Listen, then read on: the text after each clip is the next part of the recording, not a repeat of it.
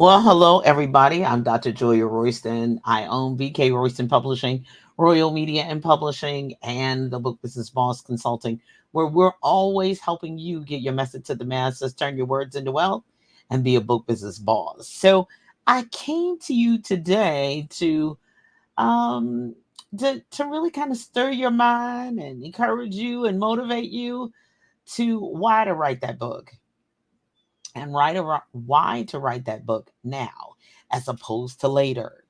I have been not only just a recent event, but multiple events where people are still, I travel a lot.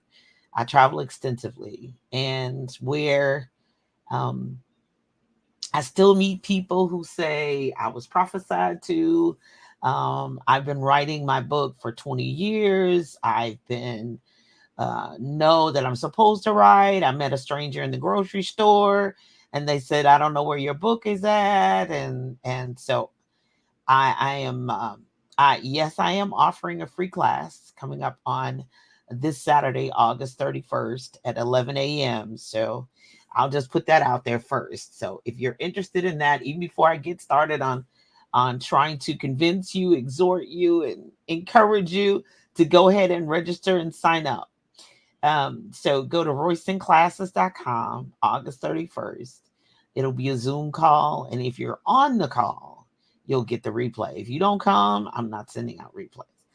And this is a free. Yes, I said free. Did you hear me say free? Liberty Mutual free?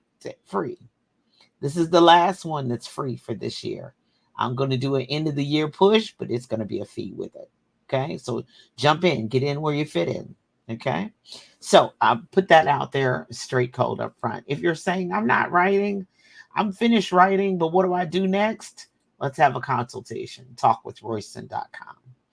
But with that being said, I still have people, and still I was in a gathering not too long ago, and they prophesied, and then the host said, I know who can do it, and she's already here, and I gave out cards, and it was wonderful, divine assignment and divine appointment. But to know that some people have waited years. And I understand that because sometimes you're waiting on the right person. You're waiting on God's timing. You're waiting on your money to do it. You're waiting to make sure that when you release it into the earth that you have it with the right people. And I get that because I've heard the horror stories as well of people who pay people money and they don't have a book, or they just, they ghosted them and took their money. I've heard those stories.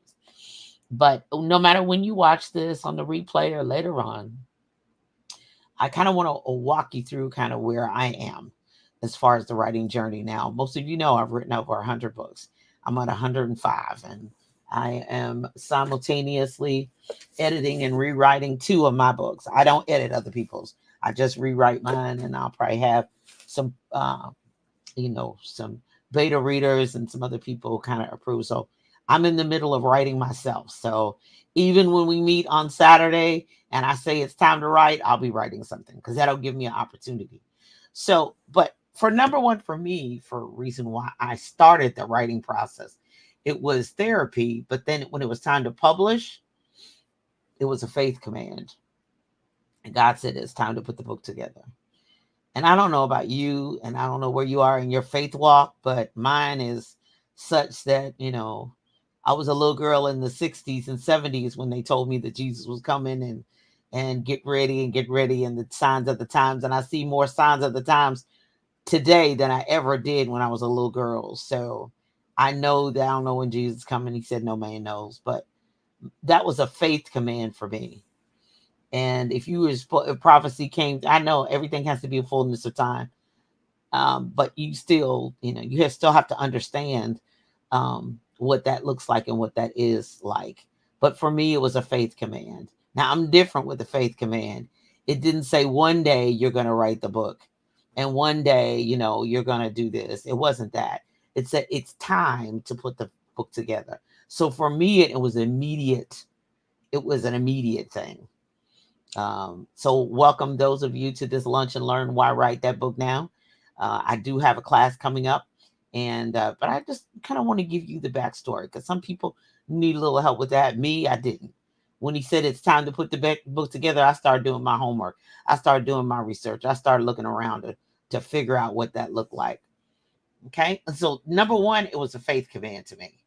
So God said it's time to put together, and and it happened, and that's the way it was. And I started asking questions, following people on social media. When you really want something, when you really have a desire to do something, some people that say I'm like, you really didn't want to do it.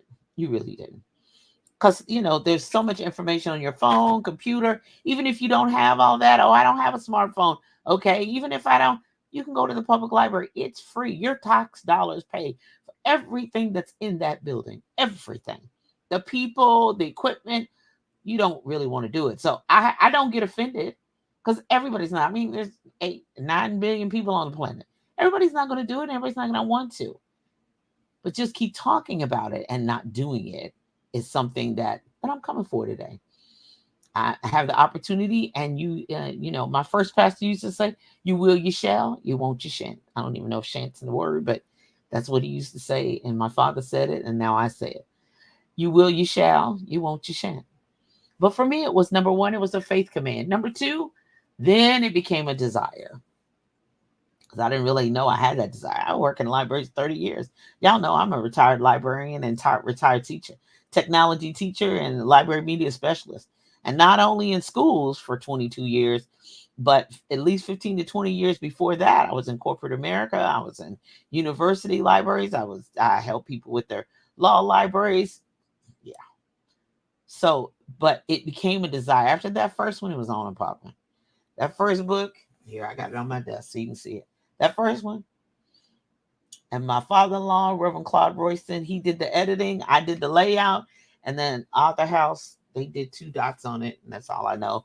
And the rest is history. And BK Royston Publishing was born. After that one incident, I was good. I did the music. Shout out to the incomparable Joe Logan, who it was a one-woman show. He played the keyboard. I stood there and sang and read my poetry. And I have a DVD. The younger kids, y'all know them little round things you put in a machine. But anyway, DVD and a CD, the audio, and the book. Even before I did that myself, just because I was into music and writing my music and all that good stuff. But it was a desire then. After that, as I said, that door was open, that Pandora's box of desire, and oh my gosh, people bought it. Oh my gosh, I moved it, sang it, I read it, and then the desire came. So some people don't have a desire to do it. It may be a faith command. You may have to do it. You may have to figure that out.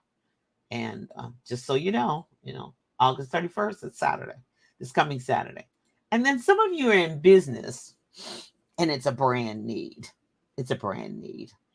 Because number 4, you have client requests. So they kind of go hand in hand. 3 and 4, there's a need. There's a ministry need. I believe that all preachers, all speakers should have a book. I believe nonprofits should have a book to help fund what you should write either the backstory of the nonprofit. This is $1 million idea here. Either you write the backstory, the history of the nonprofit, or you help those who are in need, and those that have the finances help fund it so that you can then meet the need. Oh, there's a way around it. There's a way to do it. There's a way to not only just beg people to do grants, which is a frustrating process for me. I'm not going down in that. It's not the place for that. But it is an opportunity for that can be a profit product for you. And so there is a brand need. You have a brand need because people want to take part of you away from it, especially if you've, as they say, killed it on the stage, as the kids say, and they want to take part of you home.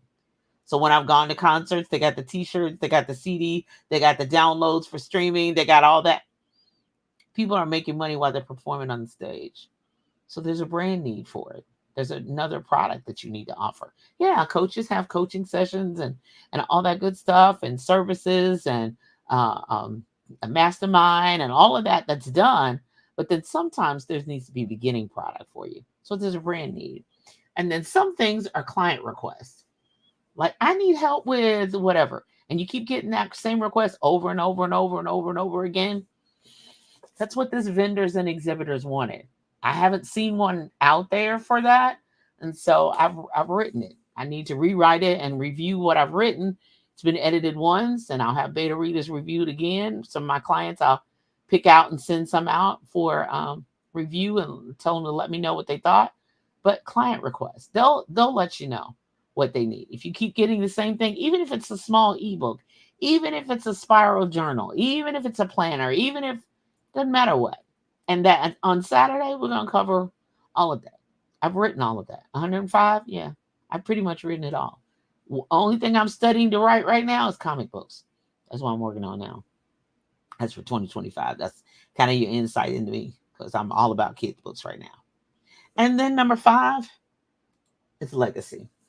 It's going to be my legacy. It's going to be my catalog. Somebody asked me yesterday, what do you mean by catalog? Well, you remember the old Sears catalog and J.C. Penney's catalog. It was a big, thick book of products and services that they had to offer and that were available. I have a catalog. I have a catalog of 105 books right at this moment. It could be more as I go, as I'm still writing. But in addition to that, that's the formats they're in. That's just 105, like, formats and titles or whatever. But then you got my music CDs. Then you've got my music itself that can be licensed and all that. So I have a catalog. I have a full catalog, and I'm honored and privileged to have a catalog. But that's part of my legacy too. It's what I've got to leave to the next generation, to those, that I have in my will and the ability for that. But that's also breadcrumbs for the next generation after me. Success leaves clues. Now, I might not be as successful as the next person and celebrity on the street, but I have had a success. I'm still sitting here clothed and in my right mind. So there's a level of success. You have no idea what's all going on in my life and what is happening. But for the mere fact that I'm sitting here clothed and in my right mind is a statement to the undying, unyielding, ever omnipotent power of the Holy Ghost and his divine purpose plan for my life is there every day. And so I leave a legacy. Whether you agree with it, whether you don't, whether you understand it, I don't understand it half the time, and I'm living it. But it's a part of your legacy. So what you gonna do about it? Are you ready to write? Saturday, 11 a.m. You got to register, though. That's the only way you're going to get the Zoom link. And if you want the replay, you've got to attend. And that is 11 a.m. Eastern Standard Time. So if you're on Central Time, you're going to have to get up at 10 instead of 11 because we're starting at 11. And because I only have 2 hours, it's not in person. And we're going to wait. Boo. If nobody's in the room, I start. Nobody comes. If they come later, whatever. 11 a.m., I'm starting. I'll be recording. It doesn't matter who's there, who's not. I'm doing it. I'm rolling. Saturday, August 31st. Share it. Share the video. Tell other people. You've heard people, girl, I'm looking. And I understand the trust factor. I get that all day long. Some people like, I was just waiting to meet you. I was just holding on to meet you. God brought you in my path. I understand timing. But I also understand, well, one day the opportunity comes, the timing comes, everything's there, and you still say no. Okay, you're not ready. But that doesn't mean that gifts and callings are not without repentance. God said, if I want it done, and there's an audience specifically for you, you're going to do it. It don't matter how you're going to do it. You're going to do it. And I don't... of course, we're seeing people cross over all the time. My home church, they're dying. That means they crossed over. And there was an old song we used to sing. We're crossing over one by one. We're getting closer to the setting of the sun. Don't let him catch you with your works undone. We're crossing over one by one. And so today we're crossing over millions by millions, thousands by thousands, every single solitary day. So I want to be like Miles Monroe said. I don't want to die and still have books unwritten that weren't available and all that good stuff. I still want to be able to leave a legacy for the next generation so they don't have to take as much time and they got to go through their own processing, but that processing is sped up. We don't have 20 years to waste. We don't have time 10 years to stand up and look up and try to figure it out. And I realize some of it has to do with your backstory, your history, and where you came from and who your mom and them was. But there's too much access to technology. There's too much access to free information for you not to move forward. If it's your desire, if it's something that you know that your business needs, and I'm offering this for you for free, I'm gonna wash my hands of it. So when I stand before God and I say, I had times where they could pay me, and I had times to help them when it was free. Jesus, what else you want me to do? Oh, it costs too much. I don't know. Free. You just got to get out of bed. Get your mug of coffee. You can be in your pajamas as long as you're fully clothed. Hold on. Don't come inappropriately dressed. Keep the video off. I don't care. But you just roll out of bed and roll into the camera. Log into the Zoom. You ain't got to get in the car. Oh, come on, ladies. Come on, ladies and gentlemen. One of my favorite bishops said, ladies and gentlemen, brothers and sisters. Really? It's here. I'm Dr. Julia Royston. I hope this has helped you. Share it to other people. Good morning. Hey, Keisha. Come on, boo. I'm so glad. I'm glad everything's going.